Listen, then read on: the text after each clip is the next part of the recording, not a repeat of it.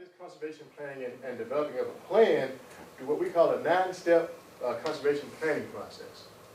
And it's very important that we try as best we can to follow the steps that are listed in the 9-step planning process. And the first one is pretty simple. We identify the problem or the concern, and most of the times that simply means you're going to come into the office with a concern, whatever it may be. I have an issue with a gully washing on my pillow, whatever the case may be. So we have an idea of what the problem is. We got to determine what the objectives are. So what is it that you're wanting to do? So as we move through this process, it's kind of like a little interviewing process.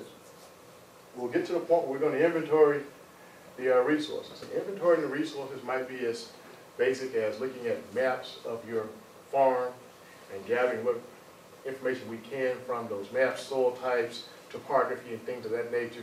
But also, we are going to look at the tract of land where you have the resource concern located. Because there may be additional concerns, maybe some that you're not aware of, or perhaps the concern that you thought was the reason why you had the problem, maybe it's not the problem. So through the planning process, we're going to come out and try to help identify those resource concerns.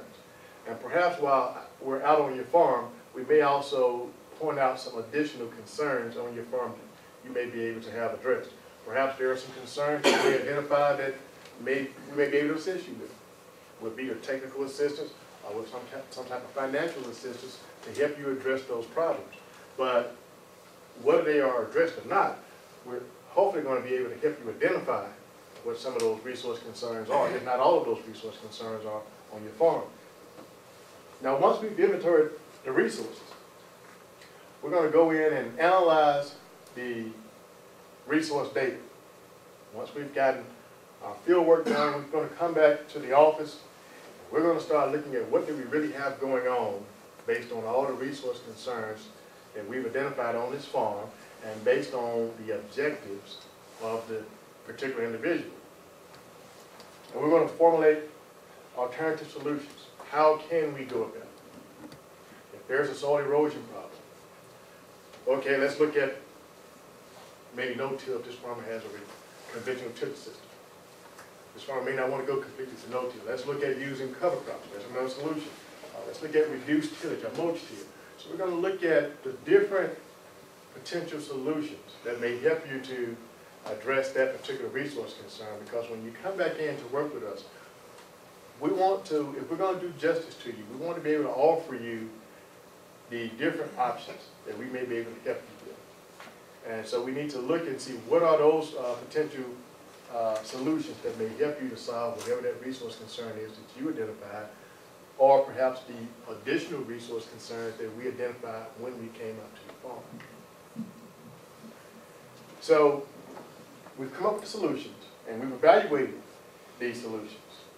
We're going to have you involved in this process as we go through and talk about the different solutions, because we want you to make it as educated of a decision as possible. So in step 7, that's where you're going to make a decision based on the information that we provided to you. We've looked at the resource concerns, and we've made as best we can available to you the solutions to address those resource concerns.